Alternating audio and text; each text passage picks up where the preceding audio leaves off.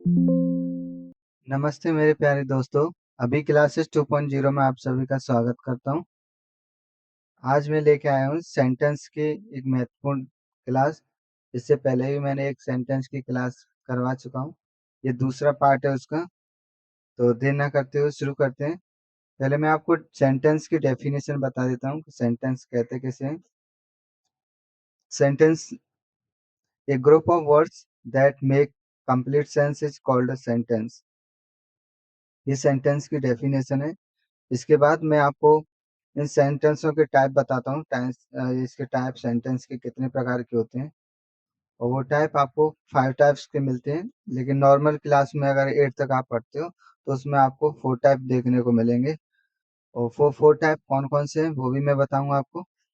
तो there are 5 types of sentence. Number first है assertive, या इसी को दूसरे नाम से भी जाना जाता है डिक्लेरेटिव सेंटेंस। सेकंड है इंटरोगेटिव सेंटेंस और थर्ड है आपका इम्पेरेटिव सेंटेंस। यहाँ पे जो फिफ्थ वाला है वो फोन नंबर का आपको मिलेगा छोटी क्लासों में, जिसको हम एक्सक्लेमेटरी सेंटेंस कहते हैं। लेकिन 8th से ऊपर जब पढ़ते हैं आप 9, 10th, 11th, 12th में, तो आपको देखने को मिलेगा ऑप्टेटिव सेंटेंस। तो ये 5 टाइप के सेंटेंस हैं जिनका एक एक करके मैं इनके एक्सप्लेन करके बताता हूँ किस तरीके से।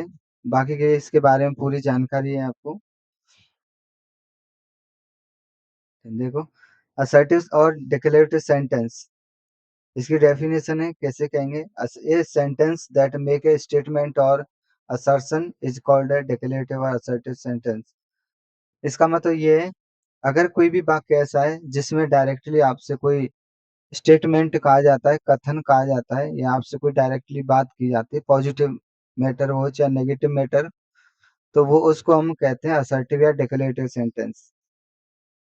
दूसरी अगर ये डेफिनेशन है तो ये दूसरी वाली भी सिंपल तरीके से में लिखी हुई है कि a sentence which has positive or negative sentence is called assertive sentence. यानी ऐसा वाक्य जो जिसमें साधारण भी हो या पॉजिटिव हो या नेगेटिव वाक्य हो, उनको कहते हैं हम असर्टिव सेंटेंस। इसका फॉर्मूला देख लेते हैं। ऑर्डर, क्योंकि इनको तीनों नाम से जाना जाता है। किसी किसी जगह आपको फॉर्मूला लिखा बोल मिलेगा, दूसरी जगह ऑर्डर, या किसी जगह आपको स्ट्रक्चर। तो तीनों का मतलब एक ही है।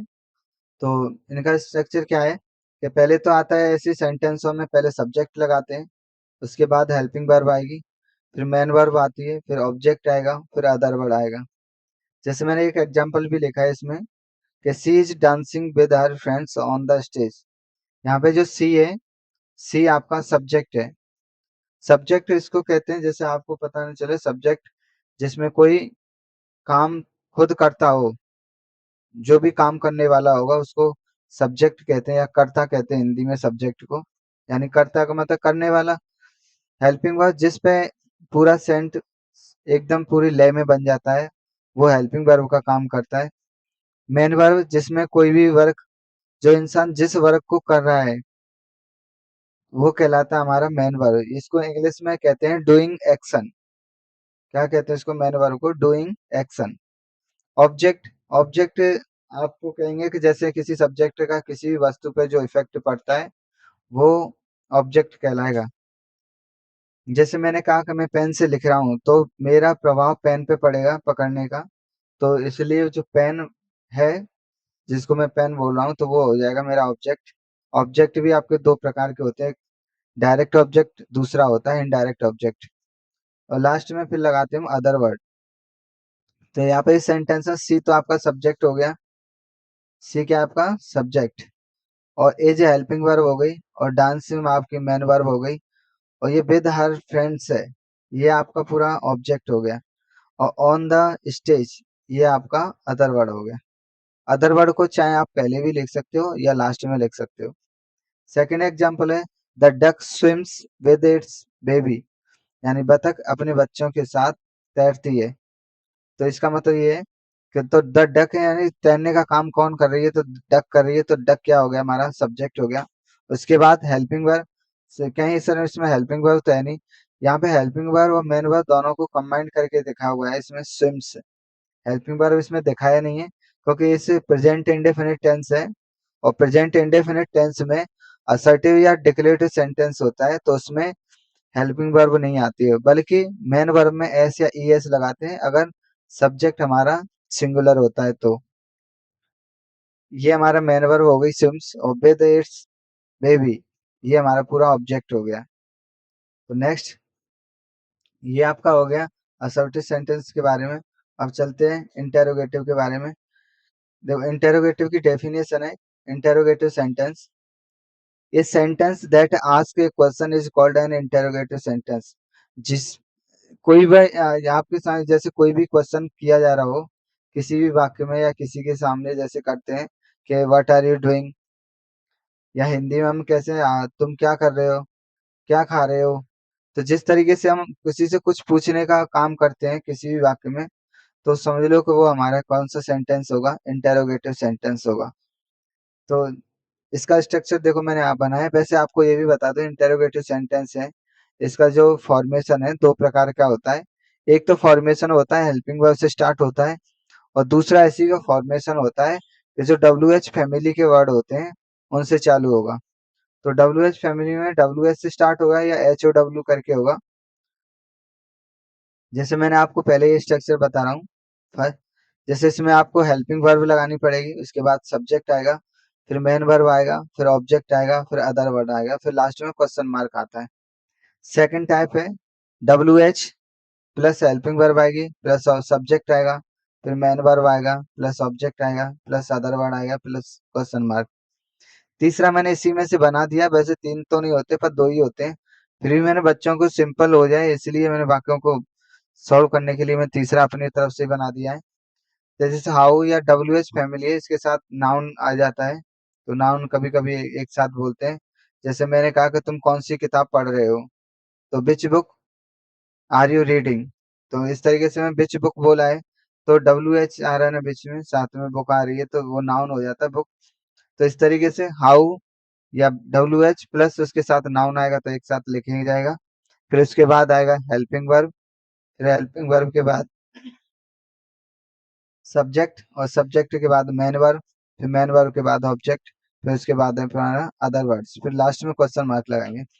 जैसे मैंने तीनों के एक एक एग्जांपल लिया है मैंने। तो देखो पहले एग्जांपल है डू यू नो हिम, क्या तुम उसको जानते हो। तो डू से चालू हो रहा है, तो ये डू मतलब हमारी हेल्पिंग वर्ब है, पहले स्ट्रक्चर के अकॉर्डिंग काम कर रही है इस वाले।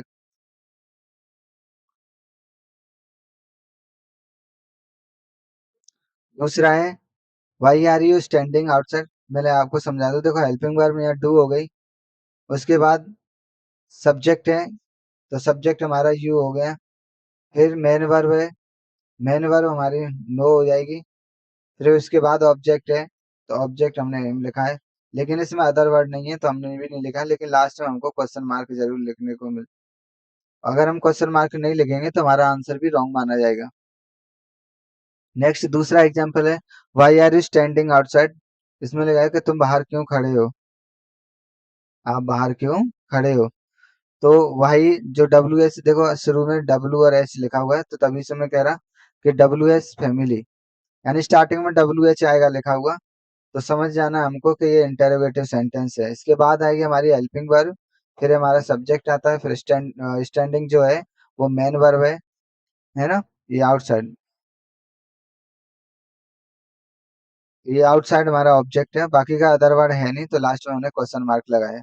तीसरा है, जैसे मैंने तीसरे के अकॉर्डिंग में जैसे आपको बताया हाउ या W H plus noun plus helping verb plus subject plus main verb plus object plus other word के अकॉर्डिंग प्लस लास्ट में क्वेश्चन मार्क। तो ये मैंने देखो बनाया है कि how many books do you want, तुम्हें कितनी किताब, आप कितनी किताब चाहते हो या कितनी पुस्तकें चाहते हो। तो हाउ मेनी बुक्स एक साथ आया है, तो ये पूरा डब्ल्यू एच फैमिली के साथ प्लस नाउन लगा हुआ है, तो यहाँ तक हो गया ये। फिर इसके बाद हेल्पिंग वर्ब आएगी जो मैंने ऐसे लिखा हुआ है डू, फिर सब्जेक्ट आता है, सब्जेक्ट यू लिखा है, और वांट हमारी मेन वर्ब है। अगर हमारी सब, जैसे यहाँ हाउ मेनी बुक्स की जगह अगर सिंगल बुक की बात करता तो मैं डू की जगह डज यूज करता मैं। फोर वाले में देखो कि which book do you read, तुम कौन सी पुस्तक पढ़ते हो। तो इसका मतलब विच बुक का मतलब है कि कौन सी पुस्तक। तो ये दोनों एक साथ बोले जा रहे हैं तो इसीलिए डब्ल्यू एच के साथ बुक भी आया है, तो ये नाउन है बुक, और डू यू रीड तुम कौन सी पढ़ते हो। तो इसलिए जो मैंने आपको ये तीनों स्ट्रक्चर बताए उसी के अकॉर्डिंग ये तीनों मैं 4 एग्जांपल भी बताए आपको। आई होप कि आपको पूरी तरीके से समझ में भी आ रहा होगा। नेक्स्ट है इसके बाद इंटेरोगेटिव के बाद है इंपेरेटिव सेंटेंस। चलते हैं देखो imperative sentence. An imperative sentence expresses a command or order, a request or an advice. कह रहा है कि ये वैसे तो इंपेरेटिव सेंटेंस का मतलब होता है आज्ञा सूचक वाक्य होते हैं जिनमें आज्ञाएं दी जाती हैं या उनमें आदेश दिए जाएंगे या किसी को आदेश देते हैं या उससे कोई रिक्वेस्ट करने का काम होगा या किसी को सलाह देने का काम होगा। तो ऐसे वाक्य ज्यादातर हम उनको इंपेरेटिव सेंटेंसों में रखे जाते हैं। जैसे लिखा हुआ कि एन इंपेरेटिव सेंटेंस, ऐसे इंपेरेटिव से वाक्य जो व्यक्त करते हो क्या आदेश या कमांड या ऑर्डर या रिक्वेस्ट या एडवाइस, उन्हीं को क्या कहते हैं हम इंपेरेटिव सेंटेंस कहते हैं। इसका स्ट्रक्चर आपको देखने को मिलेगा जैसे मेन वर्ब। बाकी देखो ये सभी स्ट्रक्चर मैंने अपनी तरफ से ही बनाए, आपको ये स्ट्रक्चर किसी बुक में भी नहीं देखने को मिलेंगे। मेन वर्ब, मेन वर्ब के बाद है आपका ऑब्जेक्ट, ऑब्जेक्ट के बाद अदर वर्ड प्लस लास्ट में हमको फुल स्टॉप लगाना ही लगाना है। नेक्स्ट अगला मैंने बनाया कि अगर किसी भी सेंटेंस में अगर प्लीज शब्द आ रहा है तो भी समझ जाना है आपको कि ये इंपेरेटिव सेंटेंस है। Please plus verb plus please के बाद जैसे वर्ब डायरेक्ट लिखेंगे प्लस ऑब्जेक्ट लगाएंगे और लास्ट में फुल स्टॉप लगाना है। कहने का मेरा मतलब ये है अगर इंपेरेटिव सेंटेंस आता है तो लास्ट में तो फुल स्टॉप लगाना ही लगाना है। फुल स्टॉप आते है कि बिंदी जैसे। और आपको वो सेंटेंस मेन वर्ब से चालू हो रहा होगा। दूसरा पॉइंट याद रखेंगे कि प्लीज वर्ड से भी चालू हो सकता है। तीसरा पॉइंट याद रखेंगे कि डू नॉट से भी चालू हो सकता है। और फोर्थ नंबर का देखो लेट मी या लेट इट या let him let her let us let them, यानी लेट से भी चालू हो सकता है। अगर तुम ये कहें डू नॉट को हम और लिख सकते हैं डोंट, डोंट भी लिख सकते हो और ये दोनों को मिला के भी आ सकता है डोंट लेट मी इट हर। तो इस तरीके से भी लिखी आ सकती है। लिखा हुआ है ना don't let me it him her us them. और हमेशा ये ध्यान रखेंगे लेट के बाद हमेशा जो प्रोनाउंस आएगा वो प्रोनाउन ऑब्जेक्ट फॉर्म में होता है। किस फॉर्म में होगा? ऑब्जेक्टिव फॉर्म में।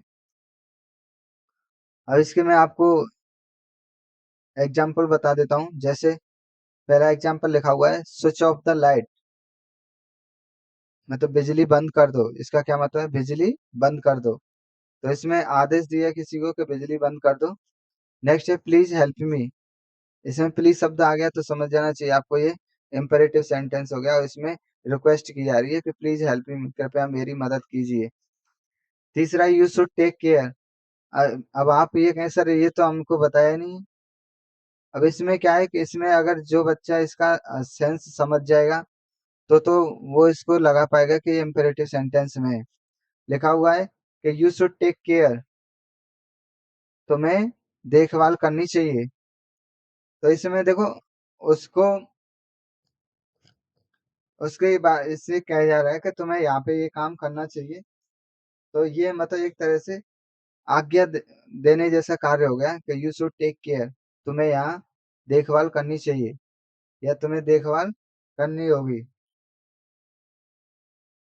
तो इस तरीके से तो ये आपका इम्पेरेटिव सेंटेंस में ही जाए क्योंकि उसको आदेश ही दिया जा रहा है एक तरह से समझे तो। फोर्थ नंबर है let me go to Ram's party please. ये कह रहे हैं मुझे राम की पार्टी में जाने दो, तो कृपया। तो ये इसमें देखो प्लीज शब्द पहले से ऑलरेडी आ गया है ना, तो आपको समझ जाना चाहिए प्लीज शब्द आ जाए तो वो इंटेरोगेटिव वो इम्पेरेटिव सेंटेंस में आएगा। और लेट मी से चालू हो रहा है फिर दूसरी बात। तो 5 देखो लेट्स नॉट मेक नॉइज। इसका मतलब ये है कि आवाज मत करो। तो लेट्स नॉट मेक नॉइज, तो इसमें आवाज मत करो। तो इसके मतलब देखो यहाँ पे लेट्स लिखा हुआ है। नेक्स्ट है don't let him go out tonight. उसको इसका मतलब ये है कि उसको आज रात बाहर मत जाने दो। तो don't let him go out tonight, यानी आज उसको बाहर मत जाने दो। तो ये उसमें आदेश दिया जा रहा है। तो ये बाकी की सभी जो सेंटेंस आपके समझ में आ गए होंगे। तो चलो आगे चलते हैं देखते हैं। अभी मैंने आपको 3 बता दिए। एक पहला बताया असर्टिव एंड डिक्लेरेटिव सेंटेंस, दूसरा बताया इंटरोगेटिव, तीसरा इम्पेरेटिव सेंटेंस।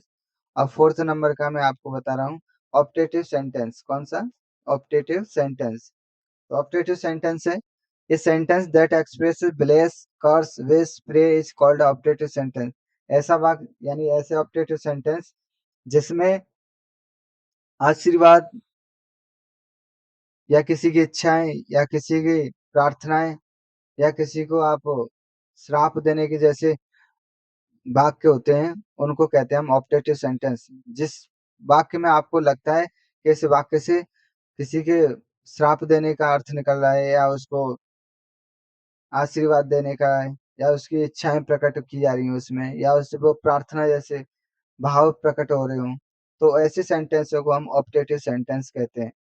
और इसकी पहचान आपको ध्यान रखनी है कि optative sentence can and with either a full stop, या तो वो फुल स्टॉप से एंड होगा उसका, या ये आपको एक्सक्लेमेटरी साइन से।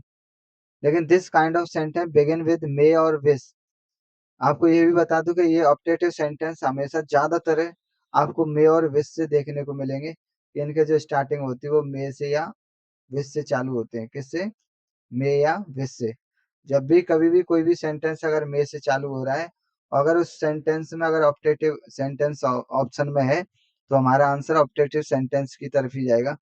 अगर ऑप्टेटिव सेंटेंस नहीं होता है, तो फिर हमारा ये सेंटेंस आप लगाएंगे इम्पेरेटिव सेंटेंस की तरफ। किधर?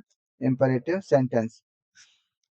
And sometimes may remains hidden, लेकिन किसी बहुत सी जगह पे मे शब्द भी छिपा हो जाता है कि किसी किसी वाक्य में मे शब्द नहीं आता है। जैसे कैसे छिपा हुआ? जैसे देखो, पहले मैं स्ट्रक्चर बता देता हूँ आपको कि पहले देखो मे या विश, उसके बाद सब्जेक्ट आएगा, फिर वर्ब आएगी, ऑब्जेक्ट आएगा, फिर अदर वर्ड्स आएंगे, लास्ट में एक्सक्लेमेशन मार्क आएगा, या आपको फुल स्टॉप लगाना पड़ेगा। क्या? Full stop. फुल स्टॉप वही आपको जो एक बिंदी जैसे लगाना है आपको। देखो जिस तरीके से एग्जाम्पल मैंने डिजाइन किए, तो देखो may the king live long, may the king live long, राजा की उम्र लंबी हो। तो इसमें क्या है? तो may the king live long, राजा बहुत सालों तक जिए। तो इसमें कहा गया है कि जैसे उसकी मतलब आशीर्वाद दिया जा रहा है, मे द किंग लिव लॉन्ग। तो यानी जो मे का काम यहाँ पे किया जा रहा है वो राजा की उम्र को बढ़ाने का काम बता रहा है कि उसको आशीर्वाद दे रहा है वो। नेक्स्ट अगले में लिखा है लॉन्ग लिव द क्वीन। तो यहाँ पे देखो मे नहीं लिखा है, मैंने आपको बताया कहा ना, मैं यहाँ पे देखो कि समटाइम्स मे रिमेन्स हिडन, कभी कभी मे शब्द भी छुपा हुआ नजर आएगा आपको। जैसे मे लॉन्ग लिव द क्वीन होना चाहिए, तो मे हटा दिया, लॉन्ग लिव द क्वीन, रानी की उम्र भी लंबी हो। इसका मतलब क्या है? लॉन्ग लिव द क्वीन, तो रानी की उम्र लंबी हो। नेक्स्ट है wish you happy new year. इसमें देखो विश कर रहा है नई साल के लिए कि आपकी नई साल कैसी हो? एकदम सुखदायक हो। तो इस तरीके से जो शब्द आपको देखने को मिले होंगे, मे आ रहा है, विश आ रहा है शब्द, और इसमें इसमें क्यून वाले में मे शब्द थोड़ा हिडन कर दिया है। तो आपको समझ जाना चाहिए कि ऐसे सेंटेंस आपको किस सेंटेंस में देखने को मिलेंगे, ऑप्टेटिव सेंटेंस में। नेक्स्ट है जो लास्ट बचा है एक्सक्लेमेटरी सेंटेंस। इसकी डेफिनेशन देख लेते हैं। ये sentence that expresses strong sudden या फीलिंग और emotion like surprise, pain, delight, anger, disgust, ETC. यानी ऐसा वाक्य जिसमें आपको एकदम स्ट्रॉन्ग या अचानक से कोई फीलिंग्स आपको महसूस होती हो या उसके कोई भावनाएं प्रकट होती हो।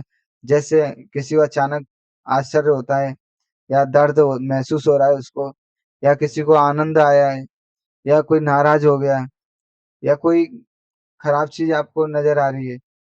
तो ऐसी चीजों को जो हमारे मन में अलग से भाव प्रकट होते हैं, उनको कहते हैं हम एक्सक्लेमेटरी सेंटेंस। जैसे आपको मांस को देखकर आपको, बहुत से लोगों को तो मांस को देख के क्या है, किसी के तो मुंह में पानी आ जाता है, लेकिन किसी के मुंह में देख के तो स्पाइट आ जाता है ना, थूक वगैरह थूक देते हैं उसी तरीके से। तो ये डिस्गस्ट है, किसी को बहुत बुरी चीज लगती हो, जैसे छी छी कहते हैं ना उसको, डिस्गस्ट। किसी का पैर खराब हो, सड़न लग गई हो पैर में, अगर पैर में सड़न लग जाने से मवाद वगैरह निकलता है तो लोगों को देखा नहीं जाता ना, तो उसको कहते हैं डिस्गस्ट। जैसे इसमें आपको इस सेंटेंस में आपको कुछ वर्ड हैं जो आपको देखने को मिलेंगे, तो जैसे alas, hurrah, bravo, oh, what, how, ऐसे शब्द आपको देखने को मिलेंगे। तो आपको इन वर्डों के माध्यम से आपको समझ जाना है कि ये सेंटेंस किसकी बात कर रहा है, कि एक्सक्लेमेटरी सेंटेंस की। वैसे स्ट्रक्चर मैंने आपको बनाया, इसमें दो स्ट्रक्चर होते हैं, एक हाउ से चालू होता है, एक वाट से चालू होता है। बाकी का ये तुम्हारे या तो स्टार्टिंग में आएंगे ये शब्द, अलास, हुर्रा, ब्रावो, ओ, वाट या हाउ। तो ये कहे वाट, वाट शब्द तभी हम इसके, इन दोनों से क्या है, वाट और हाउ से, उनसे सरप्राइज या पेन जैसी या डिलाइट या एंगर या डिस्गस्ट जैसी भावनाएं उत्पन्न हो रही होंगी, तभी हम वाट और हाउ का प्रयोग करते हैं। जैसे कोई बुद्धिमान आदमी को देखकर आपके मन में एकदम आश्चर्य हो, कहते हैं ना, अरे यार कितना महान साइंटिस्ट है, कितना बुद्धिमान आदमी है ये, तो इस तरीके से आते ना, तो उस समय लगाते हैं what A wise person, what A wise person. ऐसे कोई एकदम ब्यूटीफुल कोई लड़की हो, उसको देख के कहें अरे वाह वाह कितनी सुंदर लड़की है, तो इसमें लिखा हुआ है ना, तो जैसे हाउ ब्यूटीफुल सी इज, और सेकंड लिखा हुआ है what is a wise person, third लिखा हुआ ओह ही हैज फेलन, और लास्ट में लिखा हुआ alas he lost the race. Alas शब्द उस जगह लाते हैं जब हम कोई चीज ऐसे सपोज मानो कि वो हमारे हाथों से जैसे आनी चाहिए थी, लेकिन वो हमारे हाथों से निकल गई, यानी अफसोस के लिए या दुख के लिए इस्तेमाल करते हैं अलास का। ओह का, अगर जैसे कोई काम है वो रहते रहते रह गया लास्ट में बस एंड तक, लेकिन हुआ नहीं, पूरा नहीं हो पाया, तब हम लगा सकते हैं ओह ही हैज फेलन, तो लिखा हुआ है वो गिर गई, वह गिर गया, तो ऐसे लिखा alas he lost the race, दुख की बात है कि वो रेस हार गया। तो ये आपके स्ट्रक्चर दो देखने को मिलेंगे हाउ से। हाउ के बाद हमेशा ये ध्यान रखेंगे कि हाउ के बाद एडजेक्टिव आएगा, उसके बाद, या हाउ के बाद एडजेक्टिव होगा या फिर एडवर्ब, तो इसके बाद हम सब्जेक्ट लाएंगे, फिर वर्ब लाएंगे, लास्ट में एक्सक्लेमेशन मार्क लाएंगे। नहीं, दूसरा है वाट से चालू होगा तो उसके बाद ए आर एन आएगा, फिर एडजेक्टिव आएगा, फिर नाउन आएगा, और नाउन में ये आपको सब्जेक्ट के बाद फिर वर्ब भी देखने को मिलेगी, प्लस में आप एक्सक्लेमेटरी साइन भी लगाओगे। ओके, धन्यवाद। अगर आपको मेरा पढ़ाया हुआ समझ में भी आया हो तो प्लीज़ लाइक एंड सब्सक्राइब ज़रूर करें, और अपने दोस्त और अपने फ्रेंड सर्कल में ज़रूर शेयर करें। Thank you.